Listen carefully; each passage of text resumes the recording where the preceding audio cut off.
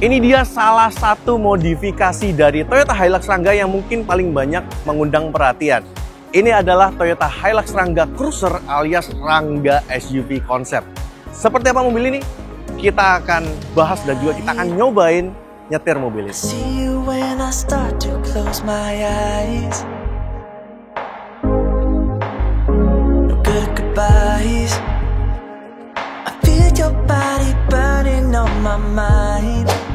Oke, jadi di sebelah saya ada sebuah Toyota Hilux Rangga Cruiser. Ini sebutan untuk yang versi SUV konsep ini. Dan ini adalah kemunculan ketiga kalau nggak salah waktu launching, waktu GJAW, dan sekarang di acara media test drive-nya Toyota. Nah, di sini kita mau bahas ya apa aja yang diubah sama teman-teman Toyota Astra Motor bersama dengan karoseri. Dan ini karoserinya adalah New Armada dari Magelang. Sebenarnya kalau kalian perhatikan, di bagian depan ini nggak terlalu berubah banget. Dia masih meninggalkan wajah depan yang plek ketiplek dengan Rangga yang versi high diesel matic, terutama lampunya ya. Kalau kalian lihat kan beda dengan yang varian standar ataupun high diesel yang manual. Nah, bagian samping juga masih sama, dia dengan velg palang 1, 2, 3, 4, 5, 6, palang 6 dengan ban dari Bridgestone Dweller, ini ban AT ya, dan dia profilnya 21570 R16. Jadi R16 tapi dia tebel ya, 70 ya di sini. Dan kita nanti juga akan ada session untuk nyobain langsung. Sebenarnya udah kemarin sih ya. Tapi nanti kita akan cantumkan juga di sini. Dia pakai antena yang sama dengan versi pickupnya. Jadi benar-benar bagian front end ini nggak beda dibandingkan dengan versi pickupnya. Cuma warnanya yang unik ya, warnanya kehijauan gini. Kita lihat ke bagian belakang dan sampingnya. Karena yang berasa banget adalah tentunya pilar B ke belakang. Ya, di bagian 3/4 ke belakang dan juga bagian belakang tentunya beda karena balik lagi ini sudah bukan lagi sebuah pickup tapi jadi sebuah mobil penumpang ya. Walaupun sebenarnya kalau kita kolong dia masih menggunakan suspensi per daun gitu ya. Jadi sama seperti pickupnya. Dan kalau kalian perhatikan juga di sini kan ada pintu belakang nih. Ini bukanya berat ya. Balik lagi tapi karena ini memang masih prototype dan ini adalah varian basic juga dan lantainya tinggi, seperti kita masuk ke atas lantainya pickup gitu ya. Jadi cukup tinggi ya kalau kalian perhatikan di sini. Kita tutup dulu aja. Ya, di bagian samping sini yang dimodifikasi adalah ditambah pintu ya. Dan dia handle-nya masih sama seperti bagian depannya, cuma memang kalau kalian perhatikan dia gede pintunya beda ya. Yang belakang tentunya lebih kecil.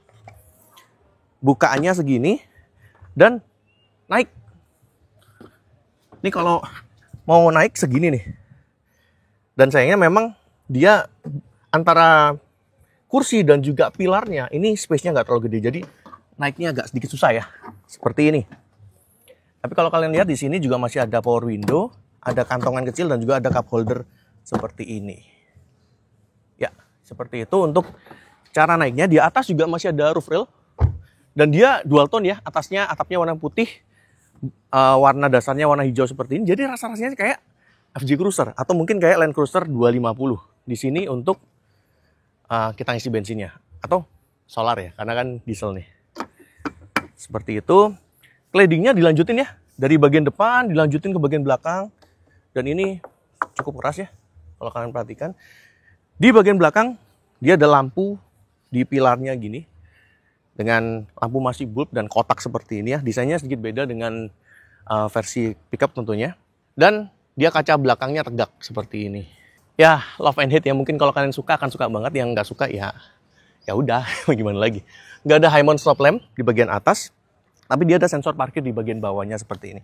Kalau kita buka bagasinya lagi. Ini dia masih punya bagasi di bagian belakang. Space-nya ya mungkin seukuran koper cabin lah ya dalamnya. Tingginya mungkin nggak akan bisa terlalu tinggi karena di bagian belakangnya juga dia nekuk seperti ini. Dan 7-seater di bagian belakang. Kursi belakangnya juga bisa ditekuk. Ada 1-2 headrest yang proper di bagian belakang. Dan di bagian tengahnya itu ada 3 headrest yang proper. Jadi 7-seater emang ini mobil. Oke, kita coba duduk di bangku baris keduanya ya. Dan ini ada pegangan buat masuk. Tapi seperti yang saya bilang dia jarak anak kursi dan pilarnya ini mepet ya. Jadi agak sedikit susah masuknya. Seperti ini kita tutup. Nah, kalau kalian perhatikan, ya kakinya dinglik banget karena ini tinggi banget Dan berasa banget teatrikalnya karena kursi depan ini tentunya lebih pendek daripada kursi bangku baris keduanya ini. Ini kayak lantainya tuh setara dengan tingginya pickup ya, atau lantainya baknya pickup. Setidaknya dia kursinya sudah bisa maju mundur nih, bisa sliding. Ini sini paling depan, ini yang paling mundur segini, nggak jauh-jauh banget ya, sisinya seginian doang. Dan tentunya juga bisa recline ya. Ada AC di atas yang kayak punyanya Avanza ya. Iya, kayak punya Avanza nih. Avanza sama Veloz gitu. Harusnya AC ya, karena kita coba kemarin itu dingin, jadi bukan yang sirkulator doang. Di atas juga masih ada grip seperti ini, ada lampu juga. Putih lampunya, oke juga nih. Nah, sayangnya seat beltnya yang tengah kayaknya 2 titik doang seperti ini.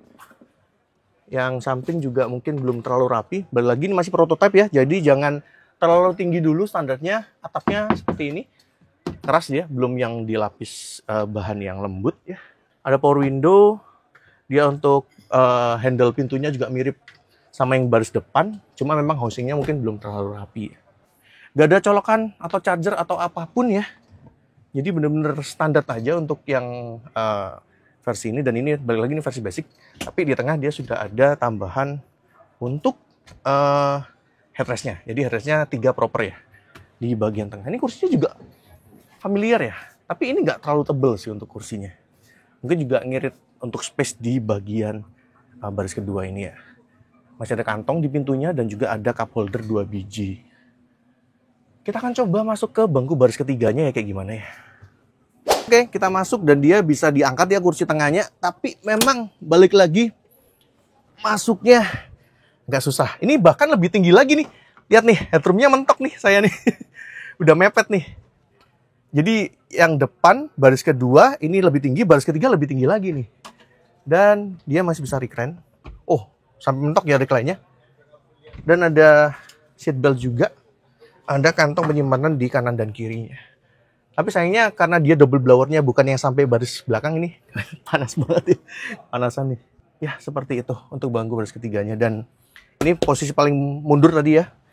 Kalau paling mundur ya nggak ada room sama sekali. Mungkin harus dimajuin untuk bangku baris keduanya biar yang belakang bisa duduk lebih enak. Gimana menurut kalian?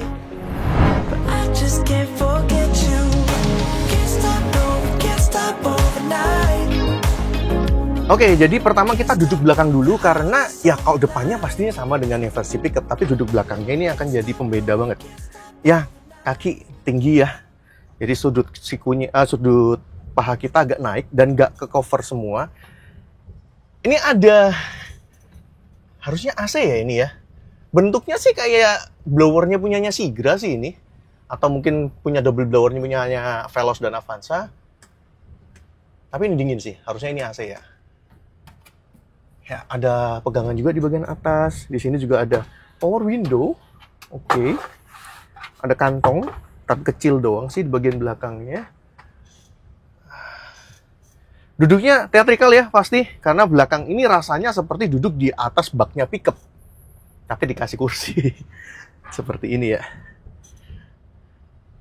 Ya, kalau kita ngomong bantingannya, ini masih lumayan empuk loh ini. Balik lagi ya, basisnya kan dia per daun ya, karena dia ini mobil niaga. Tapi so far ini masih cukup empuk, tapi memang gejala limbung, tentu kalau belok juga body roll, rasa leathernya berasa banget, SUV banget ini, tradisional SUV banget. Pendekatannya menarik ya, kita tinggal tunggu aja kalau dengan semua ini. Dan teman-teman dari New Armada saya sempat ngobrol juga, ini belum final, jadi masih penyempurnaan lagi. Kalau memang nanti akan dijual antara TAM dan juga New Armada, kita lihat aja nanti bakal berapa harganya. Karena ini varian ini pakai mesin yang 2GD, yang diesel dan transmisi matic. Otomatis ini yang varian high, varian tertinggi. Jadi menarik untuk melihat kira-kira harganya akan seberapa dibandingin dengan Veloz, dibandingin dengan Reborn katakanlah. Mungkin paling dekat Reborn ya, karena menggunakan mesin yang sama. Apakah worth it untuk memilih mobil karoseri ini dibandingin kalau beli Reborn tipe G yang sama-sama juga ada opsi matic-nya. Dan di atas juga masih ada lampu nih. Dia material atasnya ini material plastik yang kayak di body ya. Jadi bukan yang dilapis lagi bahan halus gitu. Dan seperti yang saya bilang, karena ini 7 seater, jadi belakang ada kursi lagi nih. Dan ini posisi duduk saya tadi. Kalau mungkin saya bikin agak sedikit lebih tegak ya, mungkin di sini masih oke nih. Tapi kalau dibilang nyaman banget sih, ya lagi-lagi nih teatrikal lagi, lebih tinggi lagi nih, headroomnya lebih mepet lagi nih di sini. Lihat ke depannya jadi tinggi banget ya. Masih ada pegangan di sini, ada lampu di sini ya. Dan ada kantong dikit kecil di bagian kanan dan juga kirinya. Ya, seperti itulah. Oke, gantian kita nyoba nyetir. Sebenarnya ekspektasinya nggak yang gimana-gimana banget, karena ya ini Rangga High Diesel Matic ya. Oke, Matic. Wah, kalau dia ada suaranya ya, sewaktu dia ngoper dari persnelingnya. Oke, kita atur dulu posisi duduk kita. Spionnya lucu ya, beda sama Rangga yang biasa. Dan kita mulai jalan. Ya.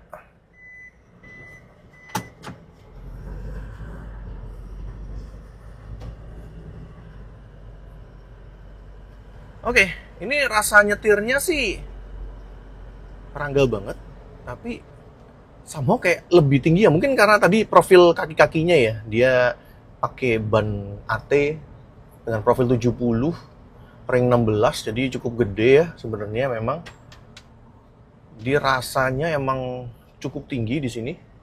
Dan rasa nyetirnya ini SUV tradisional banget nih, SUV leather frame banget nih. Ya, kita putar baliknya patah banget sebenarnya, karena bagi lagi basicnya adalah si Rangga yang niaga ya, Rangga pickup. Tapi rasa body rollnya, limbungnya, goyangan-goyangan leathernya, tapi sama rasa gagahnya itu mungkin jadi sebuah apa ya, hal unik tersendiri gitu loh. Kayak posisinya tinggi, apalagi bentuknya SUV gini, jadi kayak ada proud tersendiri bawa mobil ini. Walaupun ya kita ngomong masih banyak banget yang harus disempurnain dari versi karoseri ini, terutama untuk beberapa hal-hal yang berkaitan dengan build quality ya. Belok lagi seperti ini, dan rasanya sih kayak ribbon tinggi banget, kayak in between antara ribbon sama Fortuner gitu. Kita nggak tahu ya bobot totalnya mobil ini berapa, tapi kalau untuk performa di sini, ya 2GD mah akan selalu jadi 2GD ya. Wah, ini hal yang menarik nih.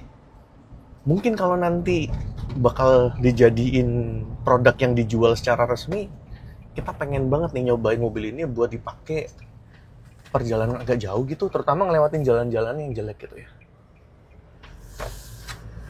Dan setelah ini kita akan coba balik lagi ke parkiran di jalanan yang agak semi-semi tanah gitu. Gimana rasa bandingannya kalau di bagian depan. Tadi bagian belakang kita udah nyobain ya. Suaranya sih kalau peredaman jangan banyak dikomentarin ya, karena peredamannya kan basicnya peredaman sebuah mobil niaga. Jadi suara mesin, suara turbonya itu, cus-cusnya itu masuk banget tuh. Itu masuk banget tuh suara turbonya tuh. Ini sih bukan lebih ke arah mobil keluarga ya, ini lebih ke arah mobil yang lifestyle ya, hobi kayaknya. Orang-orang yang emang kepengen SUV diesel dengan tampilan yang macho kayak begini, posisi duduknya SUV tradisional banget, tinggi, commanding gitu ya. Tapi tanpa mengurangi rasa berkendara untuk di dalam kota, maksudnya masih bisa ditolerir untuk penggunaan di dalam kotanya.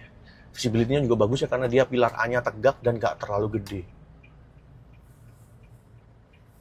Jadi kita ngelewatin jalan-jalan yang kayak gini ya, ngelewatin gate buat ngambil tiket gini, walaupun dia kap mesinnya agak panjang dan tinggi, tapi kita ngerasa pede-pede aja buat ngelewatinya.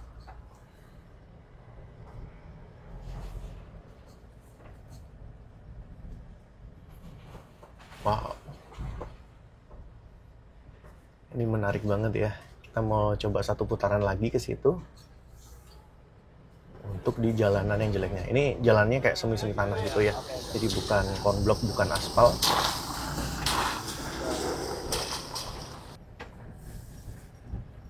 Kita lewatin agak kenceng dengan beloknya.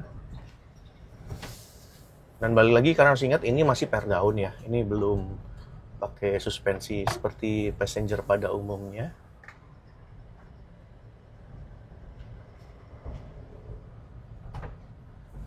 Ini ada air dikit-dikit, kita agak belokin yuk.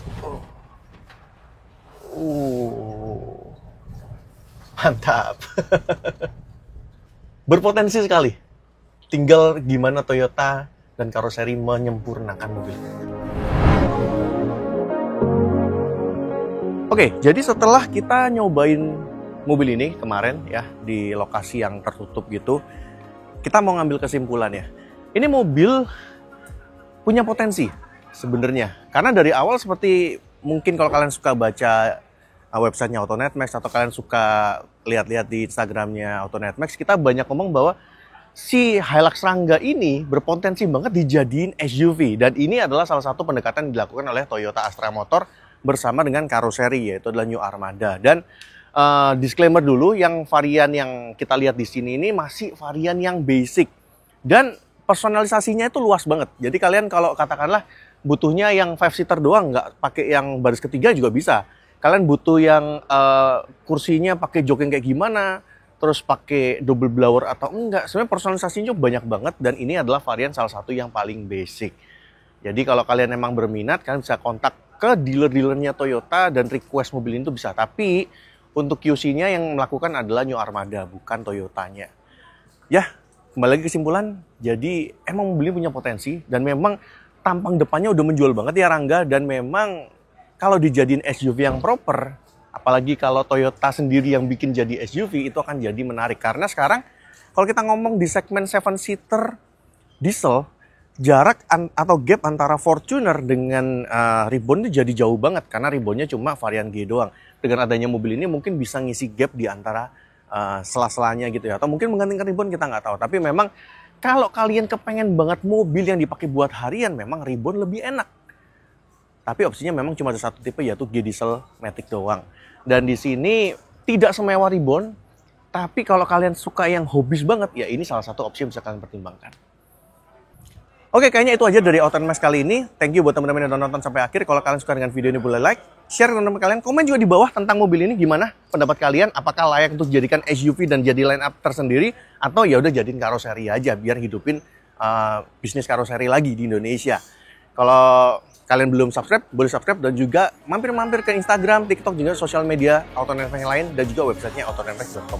Sampai ketemu di kesempatan lain. Bye!